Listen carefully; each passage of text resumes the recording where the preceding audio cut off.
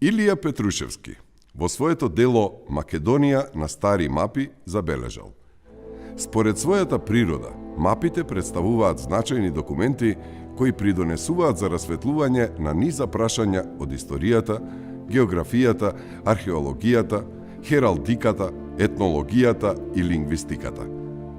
Така, слободно може да заклучиме дека картите, географски, историски, етнолошки, на кои е прикажана Македонија во 19-тиот и почетокот на 20-тиот век, се многу важни заради повеќе причини. Во почетокот на 19-тиот век, како резултат на развојот на науката и технологијата во Европа, се забележува значителни промени и напредок воопшто во картографијата во тоа време. Географските, политичките, особено карти, етнографските карти кои се актуелни, особено во 19 век, се појават како израз прецена стремежите на државите заради нивниот интерес во одреден регион. Овде конкретно се работи за регионот на Балканскиот полуостров, Османлиската држава, како посебно актуелен интерес и на големите европски сили, се разбира и на балканските држави, но и оние независни, но и оние кои што уште се зависни држави во времето до источната криза. Инаку карактеристично е дека во врска со Османлиската држава се појават редица на проекти кои за поделба на нејзината поделба, како таа слабе, и меѓу другото тие проекти и планови за поделба на Османлиската држава на европските големи сили се изразуваат и преку карти како најсоодветен инструмент за представување до каде и каде граничат нивните државни интереси. И се разбира други постојат некаде околу 100 такви проекти со карти низ целиот тој период, вклучувајќи го до 19 век. Меѓутоа, она што е карактеристично и посебно значајно во 19 век станува Македонија во рамките на европскиот дел на Османлиската држава станува многу интересно подрачје. Затоа што тука врват на најкусиот пат, значи од Европа, прека Балкана кон Блискиот Исток, таму каде што има Лозескиот регион, каде се судира интересите на големите сили европски, тоа се Велика Британија, Германија, Австро-Унгарија, Франција и така натаму. И во таа смисла сега се појавуваат и најразлични карти. Забележливо е дека во тоа време почнува да се печатат посовремени карти со многу побогати податоци и карти низ кои што може да се забележат различни интереси кон овој простор. Во таа смисла, поаѓајќи од своите економски, политички, трговски интереси, големите сили се почесто се занимаваат и со Балканот, а во тој контекст и со Македонија како дел од Османлиската империја. Едно од прашањата кои се појавувале во минатото, но кои се актуелни и денес, е прашањето поврзано со границите на регионот Македонија. Вилкинсон, во своето познато дело во кое пишува за етнографската картографија на Македонија, уште на самиот почеток забележал дека едва и два авторитета би се согласиле за точниот опис на Македонија, поточно на нејзините граници. Како и да е, постои една општа согласност до каде се протега географскиот регион Македонија. Границата на географска Македонија ја сочинуваат планините Шарпланина, Скопска Црнагора, Козјак, Осогово и Рила на север, западните падини на Родопите и долното течение на реката Маста, Нестос, на исток, Егејското море и реката Бистрица, Алјакмон, на југ, и масивот Грамос, Преспанското езеро, Охридското езеро и планинските венци Кораб и Јабланица на запад кон Албанија. Меѓутоа, кога е во прашање територијалниот опсег на Македонија низ вековите, постојат и други мислења. Грчкиот историчар Јоанис Колиопулос, пишувајќи за одредени теми од македонското минато, навел дека постојат две Македонии. Едната современиот регион, а другата според неговото мислење античка грчка земја. Всушност, оваа мисла на грчкиот историчар е во прилог на грчките тези за постоење на две Македонии, едната во антиката, а другата во сегашноста, кои се различни по големината на териториите. Регионот Македонија сепак на некои од картите кои биле испечатени на почетокот и кон средината на 18 век бил означен претежно во оние граници кои сите ги знаеме. На картата на Прайс, Максвел и Сенекс, испечатена во 1712 година, границите на Македонија се протегаат на север до Шара, на исток до Тракија, но на југ одат многу подолу од Бистрица. Интересно е што на оваа географска карта, например, го нема Преспанското езеро, а исто така недостасуваат многу топоними. Картата била направена според географската карта Грција на Делил. Заедничката карта на Прайс, Максвел и Сенекс и она на Делил била основа за изработка на картата на Жанвиер, која се појавила околу 1750 година. На оваа карта, границите на регионот Македонија малку се разликувале во однос на картите кои Жанвиер ги користел како основа за изработка на својата карта. Така, може да забележиме дека јужната граница на регионот е поместена посеверно во однос на претходните и не навлегува во Тесалија. Во првата половина на 19 век во европските научни кругови се појавиле многу нови карти посветени на разни делови на светот. Османлиска Македонија била дел од тие карти. Така, во 1810 година во Париз се појавила картата на Лапие со наслов Европска Турција. На оваа карта Македонија била прикажана во географските граници, кои и денес ги знаеме со исклучок на еден дел од западната граница, која била поставена источно од реката Црн Дрим. Следната година, во Лондон, излегла картата на Џон Кери насловена како Нова карта на Европска Турција, поделена на нејзините провинции. На оваа карта Македонија е прикажана како дел од Румелија, а еден помал дел од нејзината територија била прикажана како дел од териториите контролирани од муслиманските феудалци од Албанија. Интересно е да се забележи употребата на името Романија. Со ова име Кери не ја означил територијата на денешната романска држава, туку јужните делови на Бугарија. Најверојатно мислел на османлиското име Румелија, кое означувало делови од Балканскиот полуостров кои биле под османлиска власт. Во таа насока, треба да се напомене дека и на картата на Рајнеке, издадена 1812 година во Вајмар, може да го сретнеме името Романија како име за јужниот дел на Бугарија. Македонија на оваа карта била прикажана како област која се граничела со Тесалија, Албанија, Србија, Бугарија и Романија. Сите овие области биле делови од османлиската држава. Насловот на картата на Рајнеке бил Карта на Турското царство во Европа. Политичката карта на Кери, заедно со оние на Лапие и на Рајнеке, била вовед во печатење на карти кои се однесувале на османлиската држава, а во тие рамки и на регионот Македонија. Интересот кон османлиската држава бил логичен. Западните држави и Русија во борбата за проширување на своите колонии, територии и сфери на интерес не можеле да останат незаинтересирани за се послабата османлиска држава. Некогашната најмоćна држава во Европа во 19 век се обидувала преку реформите да ја зацврсти својата администрација, армија и економија, но тоа одело многу тешко.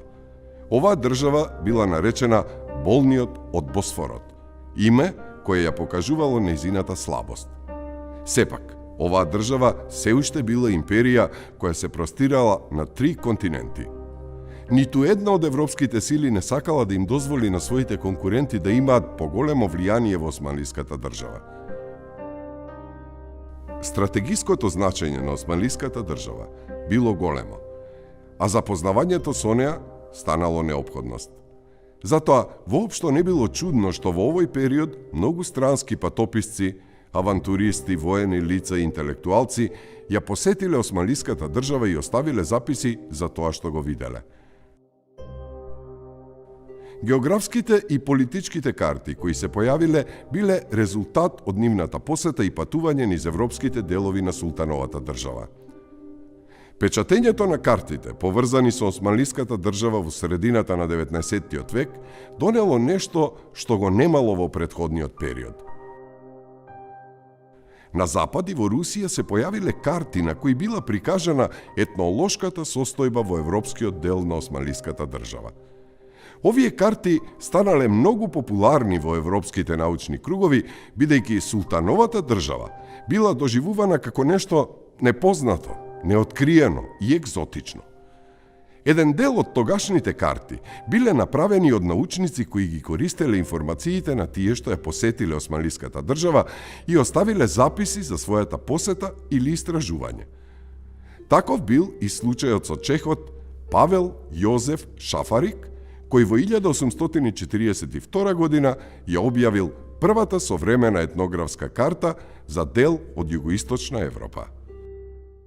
Тој, пред да ја објави својата карта, на која напорно работел повеќе од 20 години, никогаш ја немал посетено османлиската држава. Меѓутоа, повеќегодишниот престој во Нови Сад му овозможил да биде во постојан контакт со одредени представници на србите кои живееле во Војводина, која била дел од Хабсбуршката монархија. Вилкинсон забележал дека Шафарик за време на својот престој во споменатиот војводински град имал можност да се здобие со знаење околу разните словенски и несловенски народи на Балканот. Тој исто така познавал и неколку словенски јазици. Кога ќе ја погледнеме картата на Шафарик, забележуваме дека во Македонија доминирало бугарското население со исклучок на крајниот југ, каде мнозинство биле грците. Ова означување на Шафарик воопшто не треба да изненадува или пак да предизвикува забуна. Слабо развиената национална свест на македонското население и индиферентноста кон националното определување овозможувало истото на разни карти во овој период да биде означувано со други етноними – бугари, срби или грци. Подоцна, со развојот на ослободителното движење, состојбата значително ќе се промени. Во 1847 година се појавила картата на францускиот патописец и научник Ами Буе. Овој француски географ на својата карта, слично како и Шафарик, како доминантна заедница во Македонија ги обележал бугарите. Грците, според Буе, го заземале просторот на крајниот југ на Македонија, но за разлика од неговиот претходник, францускиот географ на грчката заедница и дал помала територија. Исто така и енклавите со турско население на картата на Ами Буе се многу помалубројни во однос на картата на Шафарик. Кога е во прашање распространетоста на турското население, нивната малубројност на картата на Ами Буе воопшто не била изненадувачка ако се има предвид неговиот став за турците. Според него, турците главно се населувале во градовите, а нивната присутност во селата не била голема. Велика Британија во 60-тите и 70-тите години на 19 век била главниот поддржувач на османлиската држава. Причините биле едноставни. Непријателот на мојот непријател е мој пријател. Русија и Велика Британија имале различни интереси и многу недоразбирања. Кога ќе се види какви биле османлиско-руските односи во тој период, тогаш британскиот интерес за османлиската држава воопшто не бил изненадувачки. Овој интерес бил проследен и со се поголем број на британци кои патувале низ османлиската држава. Некои од нив биле авантуристи, други пак имале прецизни задачи. Интересно е да се забележи дека првата британска етнографска карта за европска Турција била составена од две жени.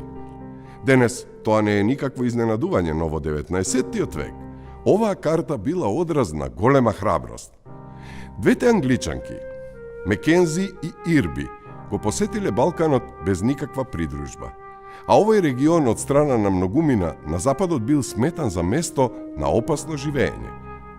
Како и да е, двете дами своите забелешки меѓу другото ги преточиле и во првата британска етнографска карта за Балканот.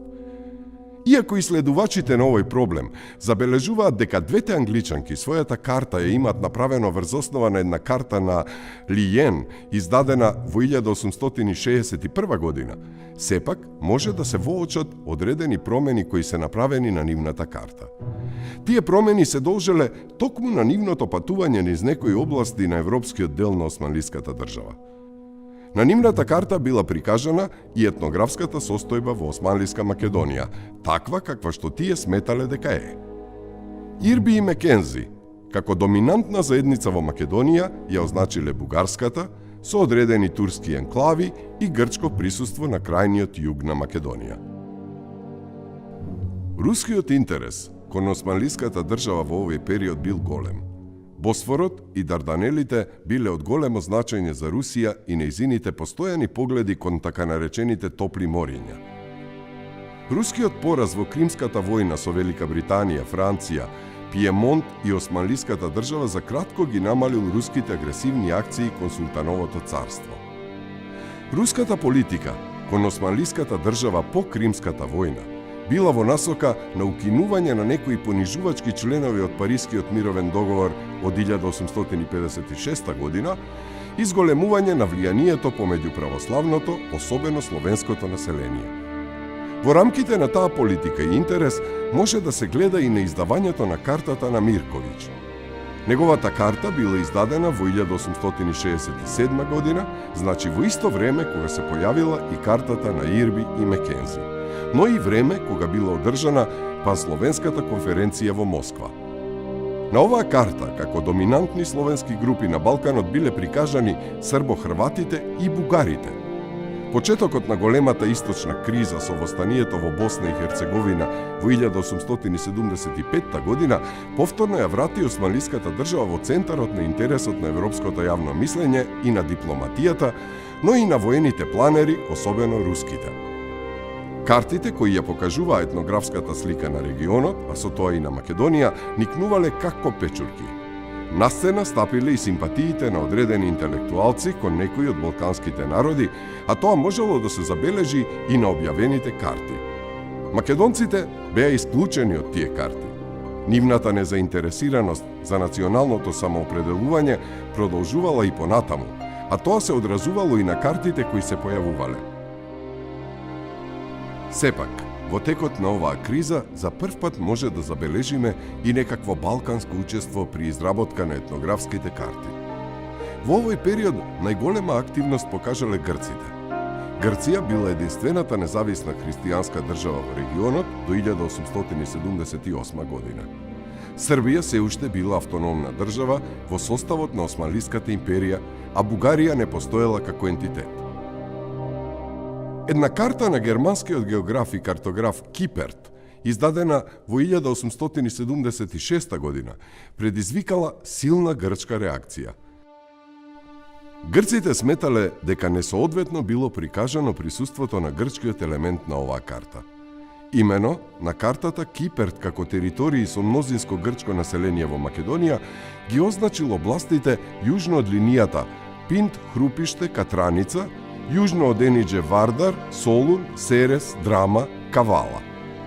Под оваа линија имало и турски оази, но затоа имало грчка боја, навистина со мал обем, околу Мелник, Струмица, Битола. Тоа според грчките гледишта не било точно и не кореспондирало со реалните состојби и со историските факти. Хајнрих Киперт во тоа време бил најценетиот европски картограф. Затоа и реакцијата била силна. Имено, доколку еден врвен авторитет како Киперт го оспорувал големото грчко етничко присуство во Османлиска Македонија, тогаш грчките стремежи би имале сериозен проблем. Особено ако се има предвид блискоста на Киперт со германскиот канцелар Ото фон Бизмарк. Затоа требало да се одговори и да се оспори оваа карта. Грците имале човек кој можел да се соочи со предизвикот. На сцена стапил Константинос Папаригопулос, основоположникот на современата грчка историографија, кој веќе бил доволно почитуван во својата земја за да може да се справи со новата ситуација. Тој заминал за Берлин со цел да се сретне со германскиот картограф и да се обиде да изврши влијание врз него за да бидат променети нештата кои не биле во грчки интерес. Папаригопулос пристигнал во германската престолнина во јули 1877 година. Тогаш започнува неколкумесечна комуникација помеѓу двајцата научници околу границата која би ги одделувала грците од останатите народи во регионот. Тоа што за нас е интересно, било барањето на Папаригопулос областа околу Битола, се до Крушево, да биде означена со грчка боја. Во понатамошната кореспонденција на 1 февруари 1878 година, во едно писмо од Атина, Папаригопулос прашува зошто веќе договорената линија Разлог, Неврокоп, Мелник, Струмица, Воден, Преспа, која требала да биде обоена со грчка боја, е спуштена појужно. Киперт, изненадувачки, попуштил и се согласил на измени кои биле блиску до тоа што го сакал Папаригопулос. Така, непосредно пред почетокот на Берлинскиот конгрес, била издадена брошура со една карта во прилог на истата. Насловот на оваа брошура е објаснувачка забелешка за етнографската карта на грчките, словенските, албанските и романските земји, направена од Хенри Киперт. На оваа карта, како доминантно грчки територии во Македонија, биле прикажани областите јужно од споменатата линија. Нема никаков сомнеж дека зад оваа брошура и карта со името на Киперт всушност стоел Папаригопулос. Во тој период најсилно доаѓа до израз тие стремежи на балканските држави. Тука се јавуваат и европејците кои што излегуваат со одредени карти. Да речем 76-та година излегува една карта, германска карта, во која што прилично реално се представени состојбите на Балканот, вклучувајќи тука и Македонија. Меѓутоа, таа карта од 76-та предизвика жестока реакција во Грција заради тоа што минорно беше представено, грците беа представени како етнос во Македонија, ограничени главно на строгиот појас, приморскиот појас и во поголемите центри како енклави или колонии. Тоа предизвика една жестока реакција затоа што Грција во тоа време, во овој времето на источната криза, сметаше дека ќе дојде до радикални промени на Балканскиот полуостров и навистина тоа се случи. И затоа тие почнува жестока и дипломатска активност од источната криза да излезат со територијално проширување. Многу интересно кога се во прашање етнографските карти поврзани со Македонија да се напомене дека некои од балканските држави имале обичај, барем на почетокот, да објавуваат карти под друго име, значи авторот да биде да потекнуваат од Атина, а картата да биде објавена, например, во Лондон. Таков е случајот со етнографската карта која била објавена од страна на англиската картографска куќа Стенфорд и која се однесувала на етнолошките состојби во Османлиска Македонија и на Јужниот Балкан. И таму е прикажано дека најголем дел од населението има грчко потекло. Меѓутоа, што е интересно? Интересно е што зад оваа карта стои, зад издавањето на оваа карта, стои грчкиот дипломатски представник во Лондон Јоанис Генадиос. Меѓутоа, уште поинтересно е што токму тој учествувал и во составувањето на истата. Имено тој бил цело време на релација Атина-Лондон. Во Атина се советувал со представниците на Сдруженијето за ширење на грчката писменост, кои му ги давале материјалите потребни за издавање на картата, а тој потоа ги преведувал на англиски јазик и ги давал во издавачката куќа. На крај била составена таа карта заедно со една книжка од 30 на страници. Истата година, кога е издадена оваа карта во Лондон, заедно со придружена со книжката, во Атина, во издавачката куќа Лазаридис, била објавена истата карта, истата книжка на грчки јазик. Автоматски не е јасно дека зад оваа карта не само што стоеле грчките интереси, туку и грчката држава преку собствениот дипломатски представник во британската престолнина. Во 1877 година во Лондон била објавена картата на издавачката куќа Стенфорд. Всушност, картата била дел од една книжка. Основа на оваа мала книжка биле податоците добиени од атинскиот силогос за ширење на грчката писменост. Силогосот претходно со помош на грчките конзули во Османлиска Македонија собирал податоци кои би биле во насока на докажување на доминантноста на грчкиот елемент во Македонија.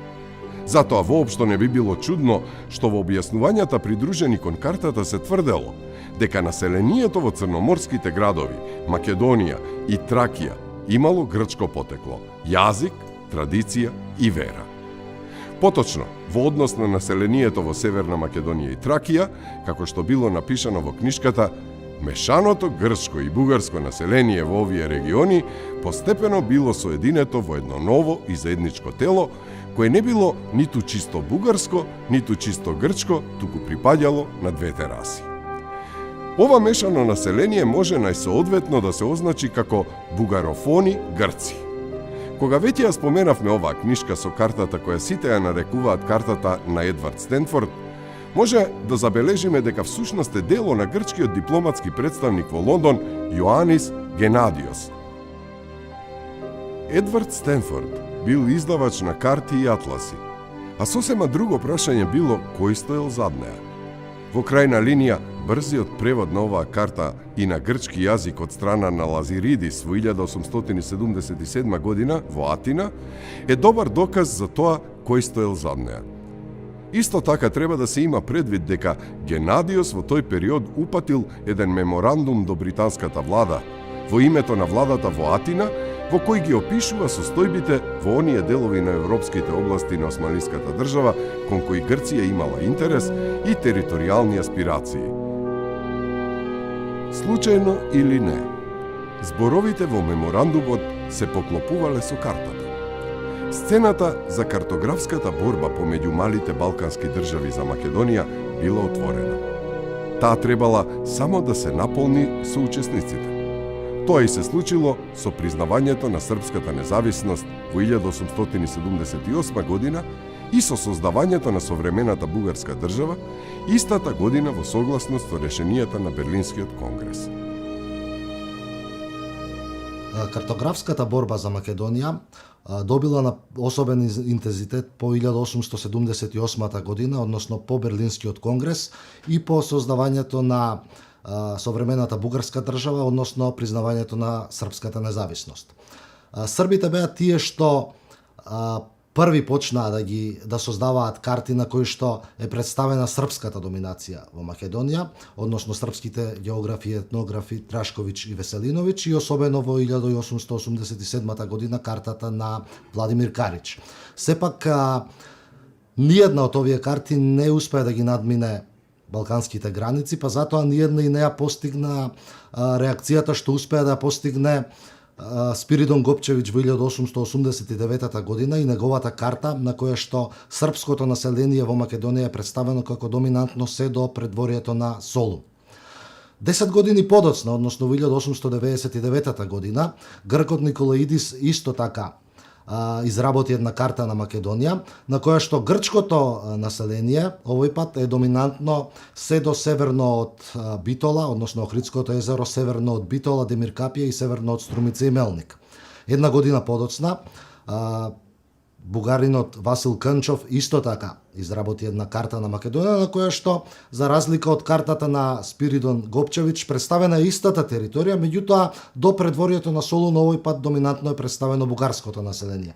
Така, доколку сите три карти, она на Гопчевиќ, она на Николаидис и она на Васил Кънчов ги поставиме една врз друга, ќе видиме дека за истата територија тие представуваат дека доминантно е бугарско, грчко, односно српско население и, за жал, македонското население воопшто го нема, односно го има, меѓутоа не е представено со своето вистинско име. Кога дефинитивно речиси завршена големата источна крига, која нас донесе до големи промени, создавањето на бугарска држава од една страна, а од друга страна србите како учесници заедно со Црна Гора во војните во источната криза сметаат дека тие се изборили за поголемо територијално проширување и тоа беше принципот на политиката. И она што е карактерично дека во времето на Берлинскиот конгрес за да ги представат своите претензии до каде треба да се прошири српската држава, тие покрај документите, еден меморандум кој што беше представен на На конференцијата исто така и кон меморијал беше приложена и карта. На картата беа вклучени еден добар дел од северниот дел на Македонија како интерес каде што треба, кој што представи како српска интересно подрачје кој што треба да се вклучи во српската држава. Таа борба особено се засилила кон крајот на 19-тиот век, кога и пропагандните активности на балканските држави биле се посилни во османлиската држава, особено во Македонија. Во оваа игра се вклучиле и србите и бугарите. Првите тоа го направиле со издавањето на картите на нивните познати географи и етнографи Драшковиќ и Веселиновиќ. Тука не треба да се испушти ниту картата од 1887 година на познатиот географ Владимир Кариќ, кој еден период бил и српски конзул во Скопје. Сепак, вистинска ерупција на реакции предизвикала картата на Спиридон Гопчевиќ, објавена во 1889 година. Оваа карта, за разлика од оние објавени на српски јазик, била забележана во Европа. Тоа и била целта. На неа србите во Македонија биле присутни се до Солун. Крајот на векот донел една нова карта на која биле прикажани грчките погледи за етничкиот состав на Османлиска Македонија. Најактивна во тој поглед се појавува Грција. И грчките интелектуалци, меѓутоа и Грција како држава, веќе таа е прва независна држава на овој простор на Балканскиот полуостров, и она што е постојано, која што кај не е оптоварена грчките државници и воопшто грчките интелектуалци, е така наречен животен простор. Значи, прашање на ширење или животен простор, затоа што кога е создадена грчка држава на тој простор Пелопонес и малиот дел на континенталниот дел, таа немаше, барем по проценките, перспектива за развој, не се и требаше животен простор. И тоа беше свртено прво кон Тесалија, а потоа во центарот на вниманието станува и Македонија.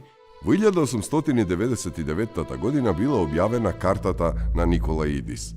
На неа грчкиот елемент, како мнозинска етничка групација, се простирал се до линијата Охридско езеро, северно од Битола, Демиркапија, северно од струмица Неврокоп. Една година подоцна и бугарската страна ги прикажала своите амбиции.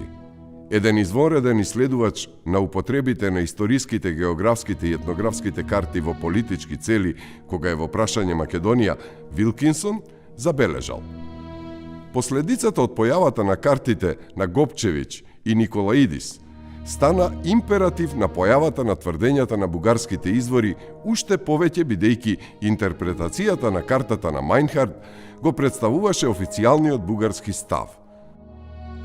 Според тоа, во 1900-та, како одговор на потребите на бугарскиот став, се појави картата на Кънчов за етнографијата. Оваа мисла на британскиот географ сепак не била целосно точна. Кънчов претходно престојувал во Македонија со цел да собере податоци кои би му користеле. Како резултат на своите истражувања, тој објавил една карта. На оваа карта, очекувано, распространетоста на бугарскиот етнички елемент се протегала до Солун. Меѓутоа, таа карта била дел од едно негово големо по обем дело, посветено на етнографијата на Македонија. Секако, според бугарските погледи. Кънчов го правил тоа што го правеле и другите на Балканот. Едноставно, тој не бил исклучок. Иако неговата книга и карта предизвикале сериозна дебата во научните кругови. Целта на создавањето на овие карти била едноставна. Преку нив се сакало да се покаже историското право врз Македонија, но и етничката распространетост на својот народ. За македонците немало место на овие карти.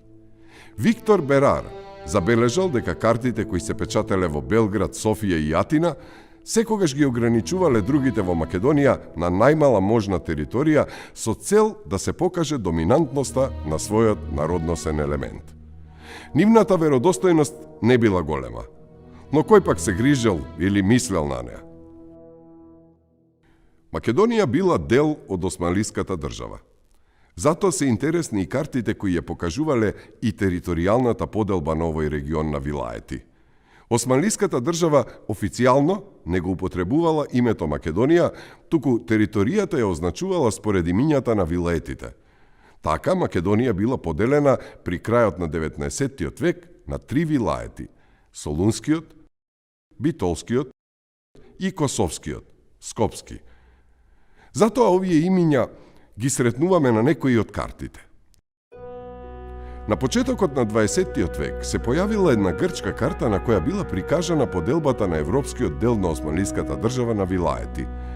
Интересното на оваа карта е поделбата на регионите Македонија, Албанија, Епир, Тракија и Скопје. Имено авторот или авторите на картата, територијата на регионот Македонија ја поделиле на два дела. Јужниот и поголемиот за своја северна граница ја имал линијата малку посеверно од Струга, Крушево, Струмица, Неврокоп. Овој дел бил означен како Македонија. Северно од оваа линија бил регионот Скопје. Линијата се поклопува скоро во целост со онаа што ја исцртал Папаригопулос во преговорите со германскиот картограф Киперт. Со други зборови, скоро половина од регионот Македонија всушност не бил тоа. Една друга карта посветена на територијалната поделба на османлиската држава во Европа се појавила во 1908 година. Картата со наслов Карта на европските провинции на Турција, вилаетите Скопски, Битолски и Солунски, била изработена од страна на Географскиот институт Агостини од Рим. На неа била прикажана поделбата на Македонија на вилаети. Тоа сепак не била главната цел на оваа карта. Авторите на истата педантно обележале на колку сектори била поделена Османлиска Македонија според реформските процеси започнати со Мирцштегските реформи од 1903 година. Забележливо е дека само 3 кази од регионот Македонија биле исклучени од реформите.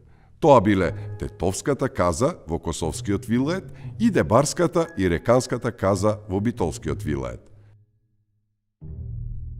Османлиите биле поедноставни. Тие на официјалните карти не го употребувале името Македонија, кое било забрането од страна на султанот Абдул Хамид II. Тоа не значи дека овие карти не се интересни како историски извор. Македонците, како посебен народ на овие карти, се појавиле релативно подоцна во однос на некои од балканските народи. Посетите во регионот на некои научници и патописци кон крајот на 19. век довеле до забележување на една посебна словенска група која не била ниту српска, ниту бугарска. Тоа што не било забележано порано, сепак не останало и понатаму незабележливо. Значи, и покрај сите пропаганди во Османлиска Македонија и недостатокот на верски и образовни институции, добар дел од македонското словенско население не ја изгубило својата посебност. Борбата за државност, која станала се поактивна и пожестока по формирањето на Македонската револуционерна организација во 1893 година, започнала да ги дава резултатите. Вилкинсон, пишувајќи за појавата на македословените, како што ги нарекува во еден дел од својата книга, забележал: настаните кои се случија во Македонија во 1903 година беа толку жестоки што го свртеа вниманието на цела Европа. Свртувањето на вниманието се одразило и на картите. Првиот чекор во таа насока, според некои размислувања, бил направен од страна на австриецот Појкер во 1903 година. Неколку години порано, овој австријски научник издал карта која била целосно пробугарски ориентирана, но во онаа од 1903 година тој прикажал голема јазична измешаност во Македонија. Кога е во прашање Појкер и неговите погледи за Македонија, треба да споменеме една друга карта која се појавила во Австро-Унгарија, поточно во Будимпешта, главниот град на Унгарија, која била составен дел на Хабсбуршката монархија. Таму, во 1897 година, во Палас Наџи Лексикона, била објавена една етнографска карта на Балканот. На неа, на најголемиот дел од територијата на регионот Македонија, со зелена боја биле означени македонците и србите. На некој начин, тоа го отворило патот за појавата на картата на српскиот географ и етнограф Јован Цвијич во 1906 година, каде што за прв пат од страна на некој балкански научник на картите се забележува постоење на посебно словенско население во Османлиска Македонија, кое не било ниту српско, ниту бугарско. Овој српски интелектуалец и на картата од 1909 година забележува постоење на македонско-словенско население и тоа во три групи. Прво, македоно-словени, второ, македоно-словени под грчко влијание и трето, муслимани македословени. Цвијич кон крајот на Првата светска војна објавил уште една етнолошка карта на Балканот. На оваа карта, исто како и на претходните, тој ги навел и словено-македонците, како дел од југословените, заедно со бугарите и србо-хрватите. На картата во северозападниот дел на Македонија преовладува српското население, што е дел од неговата теза за постоење на Срби во Македонија и пред Балканските војни. Во таа насока, овој податок не бил никакво изненадување, особено во време кога се очекувала и српската победа во Првата светска војна.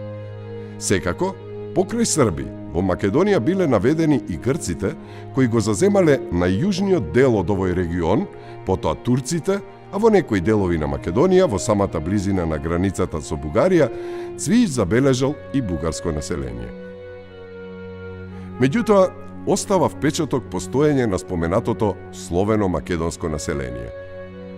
На картата од 1980 година српскиот научник забележал дека ова население е присутно во најголемиот дел од географскиот регион Македонија. На север до Велес, на запад до Охрид, на исток до реката Струма, а на југ до Егејското море и Солун. Тоа што Цвијич го забележал за време на своите истражувања во Македонија и го ставил на картите, но и во своите книги, не значи истовремено и признавање на македонската посебност од страна на српските официјални политички кругови. Самиот Цвијич за македонското население говорел како за аморфна маса. Тезите и картите на Цвијич биле интересни за европската и особено за балканската наука која историјата и етнологијата ги користела за докажување на правото врз одредена територија, во случајов Македонија.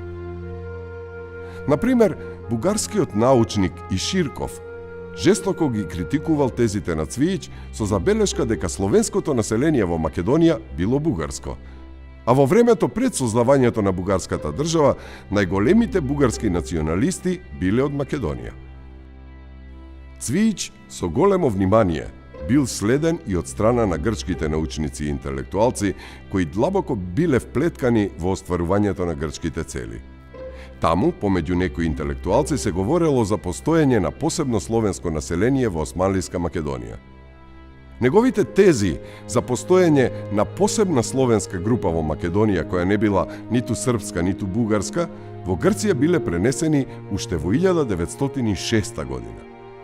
Меѓутоа, кога картите биле во прашање, Цвијич не бил осамен на Балканот за постоење на словено-македонско население. Токму еден влијателен и учен грк, професорот на Атинскиот универзитет Георгиос Сотиријадис, во Лондон 1918 година објавил една карта со наслов Елинизмот на Блискиот Исток. На картата се дадени одредени етнолошки состојби на Јужниот Балкан и западните делови на Мала Азија. Нормално, картата ги отсликува грчките видувања за состојбите.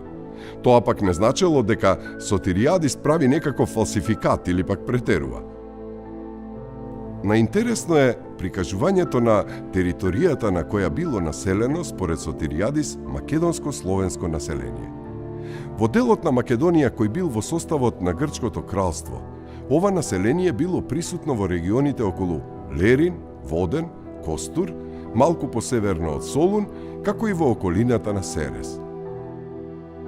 Интересно е да се забележи дека со бојата која го означувала споменатото население е обоен најголемиот дел од делот на Македонија кој влегол во составот на Бугарското царство. На оваа карта нема податоци за етнолошките состојби во делот на Македонија под српска власт. Тоа е логично ако се има предвид самиот наслов на картата. Исто така, не треба да се изуми дека Грција со Србија биле на иста страна во втората половина од Првата светска војна, а со тоа и грчките погледи не биле насочени кон сојузничката територија. Оваа карта е многу значајна не само затоа што е еден од ретките докази за грчкото признавање на нашата посебност во тој период. Самиот автор, кој потекнувал од Македонија, бил угледен универзитетски професор, човек од доверба на тогашниот премиер Венизелос, поточно негов пријател, и личност која била ангажирана од страна на грчката влада за да прибира докази за бугарското однесување во Источна Македонија во време на Првата светска војна. Оваа карта е исто така значајна и заради самата грчка картографија. Во 1915 година во Грција била објавена една карта со наслов Етнографска карта на Грчка Македонија. Оваа карта била отпечатена од страна на печатарската куќа Кондојани од Атина. На неа доминира грчкото население, а македонското било означено како бугарско. Оваа карта била наменета за внатрешна употреба во Грција. Овие карти кои се појавиле на Балканот не биле без соодветна придружба со карти кои во овој период се појавиле на Западот. Присуството на француските и британските војски на Македонскиот фронт во текот на Првата светска војна не можело да остане без белешки за локалното население. За разлика од порано, во овој период французите и англичаните забележале нешто што нивните сонародници не го забележале во претходниот период.